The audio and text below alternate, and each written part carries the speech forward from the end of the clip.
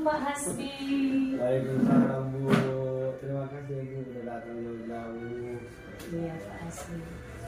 Apa kabarnya Pak Hasbi? Sehat Bu. Sehat ya. Hari ini sangat cerah ya Pak Hasbi. Cerah kali Bu. Panas kemarin Bu. Itu guru saya itu lagi jalan-jalan Bu. Baik ya Pak Hasbi. Yes, Bu. Bapak sehat? Sehat. Alhamdulillah sehat. Di sini Bapak mau melakukan coaching, betul? Jadi Pak, kali ini kita akan mengadakan coaching, yakni saya sebagai pengamat atau observer ya Pak, Iya Bu. sesuai penerapan modul 2.3. Namun sebelumnya saya akan menjelaskan kembali ya Pak, Iya Bu. bahwasanya saya adalah pengamat, lalu Bapak nanti sebagai coach, lalu Bu Caslina sebagai coach ya Pak. Iya. Nah, jadi di sini nanti ada poin yang akan saya amati, seperti yang tercantum dalam rubrik penilaian ya Pak. Iya Bu. Jadi diantaranya yakni sesuai jalannya alur tirta, di mana apakah selama kegiatan percakapan tersebut sesuai jalur tirta atau belum ya Pak? Iya Bu. Jadi tahapan tirta ini meliputi apa saja kira-kira Pak Hasbi? Masih ingat Bapak? Iya Mas.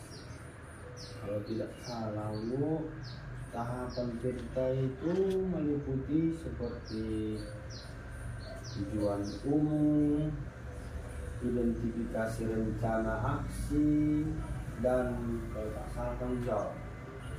Baik, betul ya Pak. Iya. Mudah-mudahan semua tahapan tirta ini akan tampak dalam proses coaching yang Bapak lakukan nanti dengan Ibu Caslina ya Pak. Iya, mudah-mudahan.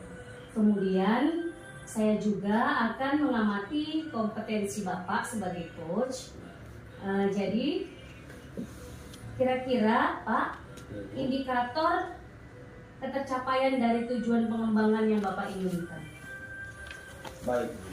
Mudah-mudahan saya bisa melaksanakan proses coaching dengan baik dan paling tidak memenuhi semua kriteria dalam rubrik penilaian tersebut. Nah, seperti itu Bu. Saya akan pasti berusaha untuk memberikan coaching yang terbaik untuk coaching. Terima kasih ya Pak Hasbi. Sebelum kita melanjutkan ke proses coaching, ada pertanyaan yang ingin saya tanyakan ya Pak. Yang pertama, kira-kira kompetensi coaching apa yang ingin Pak Hasbi kembangkan? Iya, Bu. Kompetensi coaching yang ingin saya kembangkan itu ada 3. Pertama, kehadiran penuh, presence kan. Kemudian mendengarkan aktif dan mengajukan pertanyaan yang berbobot. Seperti itu. Baik ya Pak Hasbi.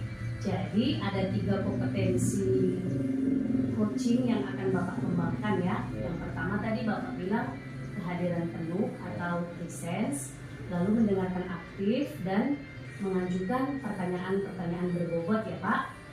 Nah, jadi kemudian Pak, dari ketiga kompetensi tersebut, kira-kira kompetensi mana yang secara spesifik ingin Bapak Hasbi kembangkan?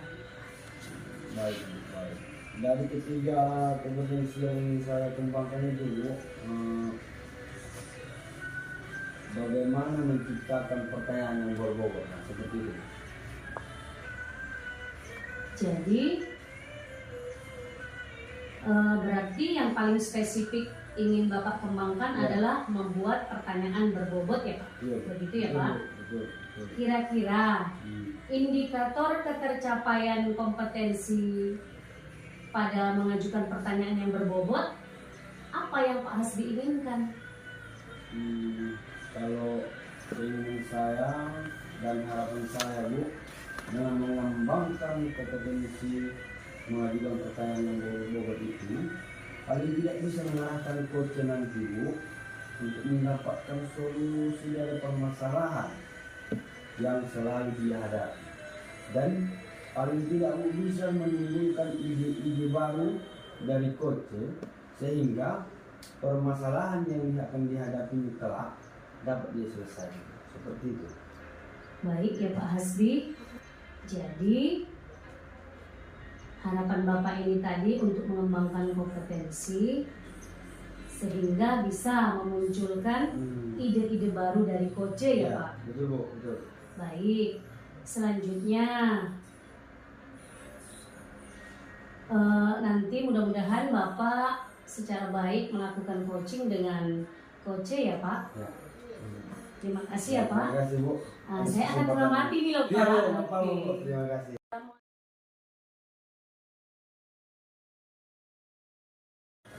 Ya, selamat siang Ibu Tasmina. Siang Pak. Gimana kabarnya Bu? Baik Pak. Iya, alhamdulillah kalau gitu kan Bu. Iya Pak. Nah, jadi Bu gini, hari ini kita kan melakukan coachingnya kan Bu. Iya. Nah, kira-kira ada cerita apa yang mau Ibu sampaikan? Terus saya lihat Ibu kok kurang bersemangat gitu. Gini Pak, saya merasakan sebuah keresahan di dalam kelas saya. Ya, kemudian, Bu. Siswa di kelas saya itu Pak cenderung tidak bisa diam dan bikin kegaduhan, terutama anak-anak yang pintar. Oh, terus Bu. Yang mana ketika saya memberikan materi Pak, semua antusias, namun saat penugasan anak-anak yang pintar ini kan cepat selesai dalam menyelesaikan tugasnya. Iya, betul. Nah, jadi kalau sudah selesai mereka menyelesaikan tugasnya Pak, langsunglah mereka bikin ulah Pak. Yang mana mereka ada yang mengganggu temannya, macam lah Pak. Ada yang duduk di bawah, ada yang bolak-balik permisi. Nah, Berarti Bu, dalam pembelajaran Ibu di kelas, Bu Tasmina itu ketika penugasan anak-anak yang pintar cepat selesai iya Pak. dan kemudian bikin ulah seperti bikin gaduh dan mengganggu teman-teman yang belum selesai. Iya Pak. Nah, dari percakapan kita ini nanti apa yang akan Ibu harapkan ke depan?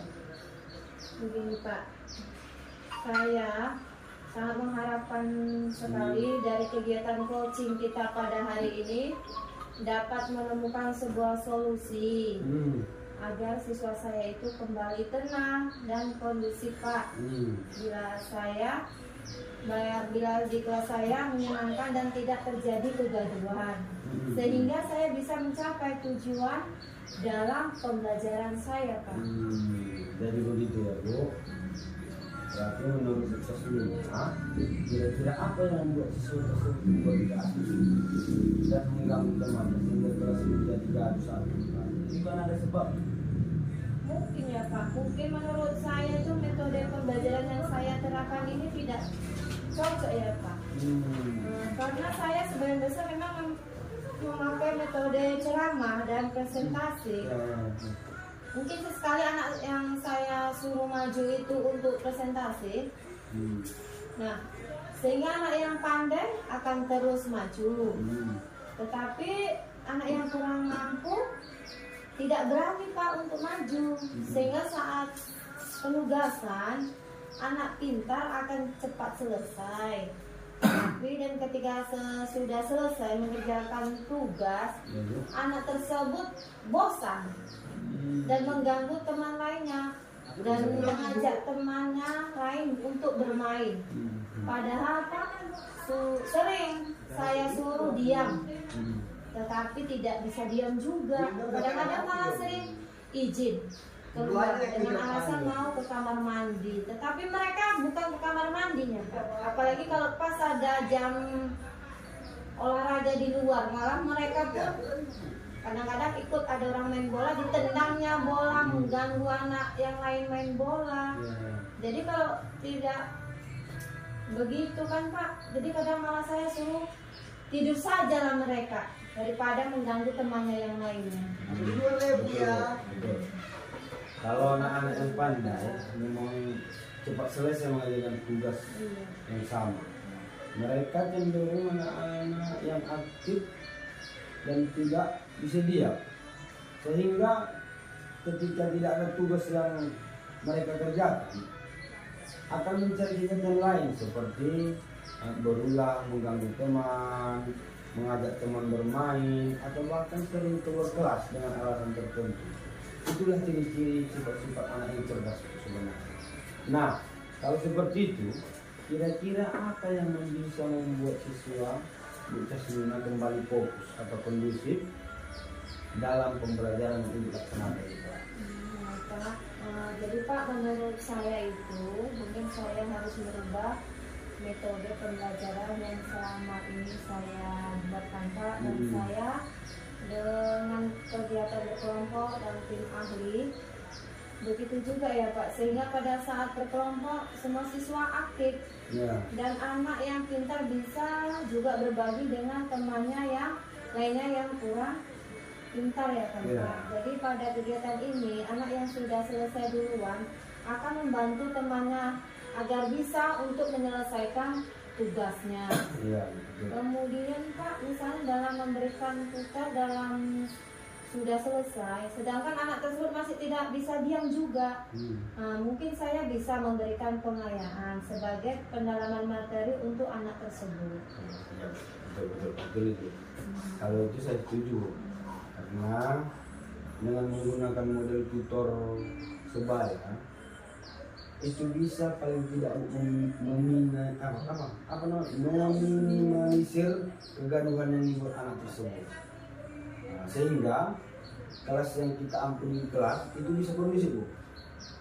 Begitu ya, Bu. Nah, tadi Bu Casmina mengatakan bahwa menurut pandangan Bu Casmina, anak-anak yang pintar tadi tidak bisa diam. Kira-kira, Bu, yang membuat Casmina berpikir bahwa anak-anak pintar tersebut tidak bisa diam dan aktif itu apa? Karena saya kan Pak sudah membuat asesmen di kelas saya, bahwa anak-anak di kelas saya itu banyak yang kinestetik atau anak yang memiliki keterampilan gerak untuk memunculkan ide-idenya atau tidak bisa diam. Nah, jadi ketika tidak ada pekerjaan, maka anak ini akan mencari kegiatan lain. Jadi bisa jadi Pak juga mengganggu temannya. Betul sekali. Memang anak kinestetik cenderung tidak bisa diam, aktif terus itu. Dia akan terus mencari kegiatan lain seperti pekerjaan yang sudah selesai. Bisa jadi kegiatan yang dipilih ini bernuansa positif atau negatif, termasuk mengganggu temannya tadi. Iya Pak, iya Pak. Malah Pak mau juga teman-temannya juga ikut membuat kegaduhan dan lupakan tugasnya yang belum selesai. Jadi nggak sadar dia kalau tugasnya belum selesai karena akibat perbuatan yang anak yang pintar tadi. Saking asiknya ini Pak orang itu bermain sambil berkadang sampai gaduh gitu Pak. Berarti menurut Bu Casmina, kira-kira pembelajaran yang dilakukan ini seperti apa sehingga anak-anak ini tidak sama, ada yang cepat selesai duluan, ada yang sangat lama sekali. Jadi Pak, selama ini pembelajaran yang saya lakukan sebenarnya biasa saja Pak. Nah, saya menjelaskan materi, kemudian selesai menjelaskan materi saya mengajak diskusi, dan selanjutnya saya memberikan kesempatan kepada anak untuk maju untuk melakukan presentasi. Mungkin Pak, karena yang sering maju presentasi itu selalu saya tunjuk anaknya yang pandai saja, sehingga anak yang pandai ini semakin pandai karena dia sudah terbiasa maju untuk berpresentasi kan Pak, karena itu sudah terbiasa lah ya kan Pak.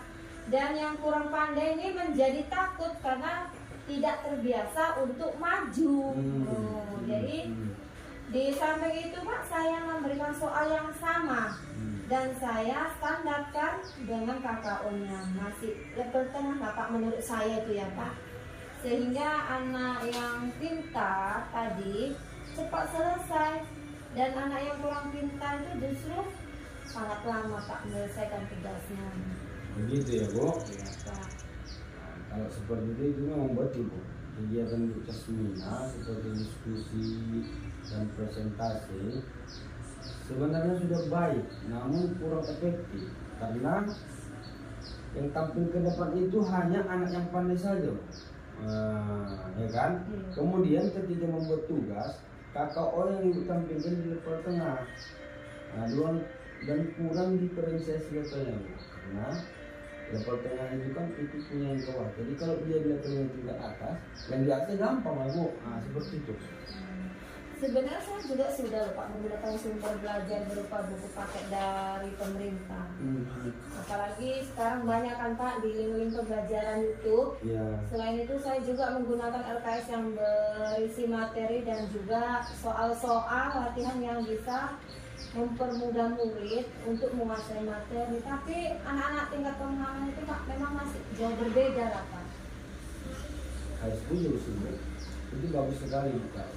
Tetapi akan lebih bagus lagi jika dalam menggunakan sumber belajar itu Bu bisa bervariasi, ya kan Bu? Iya Pak. Nah, sesuai dengan minat anak, sehingga anak bisa memilih sendiri dengan cara apa mereka belajar.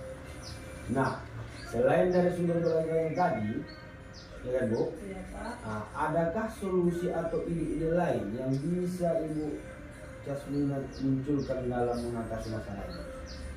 Iya Pak, solusinya mungkin saya akan menuntun anak tersebut yang pintar tersebut tadi Pak untuk bisa menjadi tutor dari teman-temannya sehingga akan ada aktivitas yang dikerjakan oleh anak tersebut dalam pembelajaran.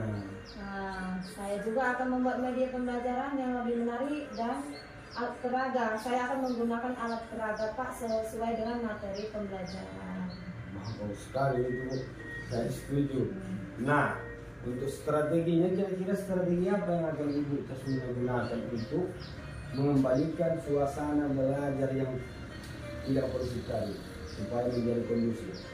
Nah, strategi yang akan saya kerjakan adalah Pak, saya akan memberikan tuntunan kepada anak yang pintar supaya bisa menjadi tutor bagi temannya tadi yang dan kemudian saya akan menyiapkan serta memberikan kebebasan anak untuk memilih sumber belajar yang mereka inginkan kan Pak, serta menggunakan media pembelajaran yang menyenangkan. Saya juga akan membuat kesepakatan belajar dengan siswa.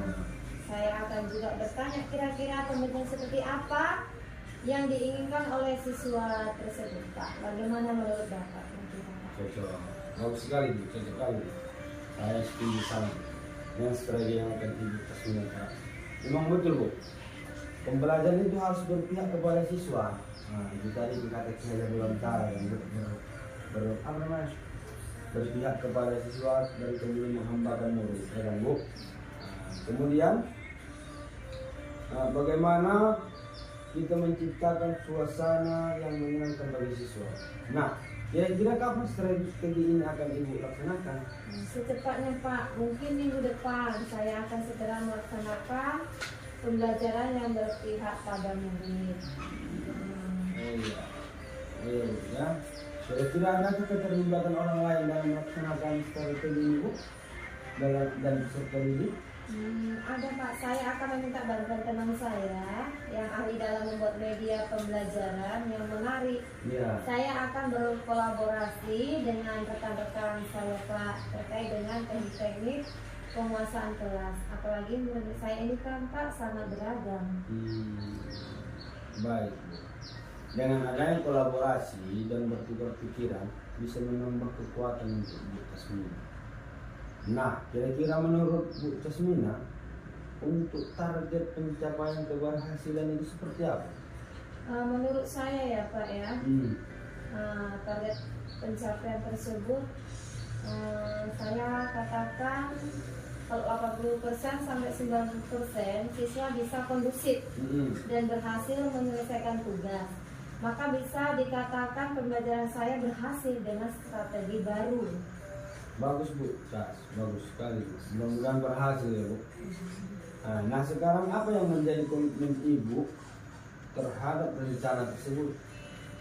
Saya Pak berkomitmen akan belajar metode-metode pembelajaran yang efektif, menggunakan sumber belajar dan media sesuai minat siswa, dan juga akan membuat kesepakatan kelas mengenai pembelajaran yang menyenangkan bagi siswa. Saya setuju kali itu. Nah, kira-kira dukungan seperti apa yang Bu Casmina butuhkan untuk melaksanakan komitmen tersebut? Nah, jadi Pak, dukungan yang saya butuhkan ini ya Pak ya. Ya. Saya sangat kali membutuhkan beberapa referensi baik dari buku ataupun dari teman-teman tentang metode pembelajaran yang efektif. Ya. Jadi saya juga butuh saran dari teman-teman tentang sumber dan media pembelajaran yang menarik, terutama sesuai dengan perkembangan anak zaman sekarang. Dan selain itu juga Pak, saya sangat membutuhkan dukungan dari murid-murid. Tentunya murid-murid itu kira-kira ya Pak ya, pembelajaran yang bagaimana yang mereka inginkan. Iya, betul. Itu ide yang sangat bagus sekali lah, Bu. Terima kasih lah untuk Bu Tasmina. Secara tidak disadari, Bu Tasmina sudah mendapatkan solusi untuk permasalahan ini, Bu. Ya kan? Saya hanya mendoakan dan mendorong dan memberikan masukan-masukan. Mudah-mudahan rencana aksi dari Bu Tasmina bisa berhasil dengan baik dan tercapai sesuai harapan yang diinginkan. 1 minggu lagi, mungkin saya tunggu hasil dari rencana aksinya ya Bu. Semoga sukses. Oke Pak, baik ya Pak. Terima kasih sudah Iya. membantu saya untuk melakukan coaching sehingga saya mendapatkan solusi untuk mengatasi masalah saya Iya. Pak. Terima kasih Bu Tas. Oke. Saya kira cukup untuk latihan coaching kita hari ini ya Bu. Nah, selanjutnya saya akan kembali kepada Ibu Dewi untuk selaku observer. Terima kasih Oke, ya. Pak.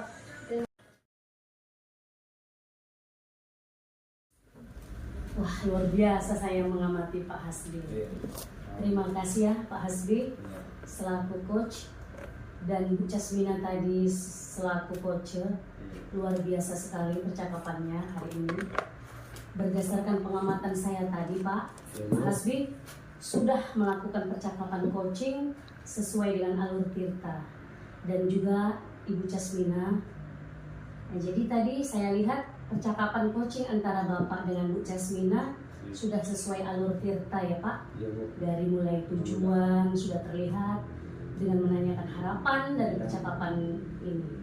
Kemudian identifikasinya juga sangat jelas saya lihat tadi ya Pak. Dengan menanyakan pertanyaan-pertanyaan berbobot seperti yang diinginkan Bu Casmina tadi, lalu rencana aksi dan ide-ide baru yang juga muncul dari pertanyaan-pertanyaan Bapak, yang dengan itu ada metode pembelajaran serta media yang menarik, membuat kesepakatan kelas tadi Bu Casmina tadi kayaknya. Nah, jadi dengan membuat kesepakatan kelas ini, pembelajaran juga bisa menyenangkan siswa ya Pak. Lalu tadi tanggung jawab juga sudah terlihat dengan mengungkapkan target dari rencana aksi nyata. Lalu kemudian ada beberapa pertanyaan yang akan saya tanyakan pada Pak Hasbi. Bagaimana perasaan Pak Hasbi setelah melakukan percakapan coaching hari ini? Perasaan saya senang sekali Bu. Karena tanpa kita sadari Bu Casmina sudah menceritakan permasalahannya dan Bu Casmina sendiri juga sudah melakukan solusinya tanpa dia sadari dari apa kita lakukan coaching tadi. Kemudian ya Pak, Ya. tadi pada saat melakukan coaching, indikator ketercapaian pengembangan yang diinginkan Bapak, apakah kira-kira sudah terlaksana Pak? Ya, sudah terlaksana mudah-mudahan. Nah, tadi indikator yang saya inginkan adalah rencana aksi. Nah, pada saat percakapan coaching tadi Bu dengan Bu Casmina sudah memunculkan rencana aksinya untuk memperbaiki pembelajaran di kelas. Di antaranya menggunakan metode pembelajaran Persebaya. Nah, kemudian membuat kesepakatan kelas, menentukan sumber dan media pembelajaran yang menarik, serta merubah model pembelajaran menjadi pembelajaran yang menyenangkan siswa. Baik ya Pak Hasbi. Ya, Tadi di awal percakapan Pak Hasbi ingin secara spesifik mengembangkan kompetensi mengajukan pertanyaan berbobot, iya, dan itu sudah bisa ya Pak, iya Bu, bisa. sudah Bapak lakukan tadi dalam percakapan coaching. Kemudian kompetensi apa lagi yang ingin Pak Hasbi kembangkan berdasarkan hasil coaching yang barusan Bapak lakukan? Baik, kedepannya Bu, untuk kedepannya kan Bu, saya ingin mengembangkan kompetensi mendengarkan aktif. Kemudian agar dalam melakukan coaching, saya bisa mendengar permasalahan yang disampaikan coach saya dengan baik, dengan lebih baik. Oke, Pak Hasbi, terima kasih. Mudah-mudahan apa yang ingin Pak Hasbi kembangkan bisa terlaksana dengan baik ya Pak. Ya Bu. Jadi observasi kali ini, selamat siang Pak Hasbi, Ya. selamat beristirahat. Ya, Bu. Semoga Terima kasih, Bu. sukses ya Pak ke depannya. Ya Bu, terima Oke. kasih. Terima kasih Bu.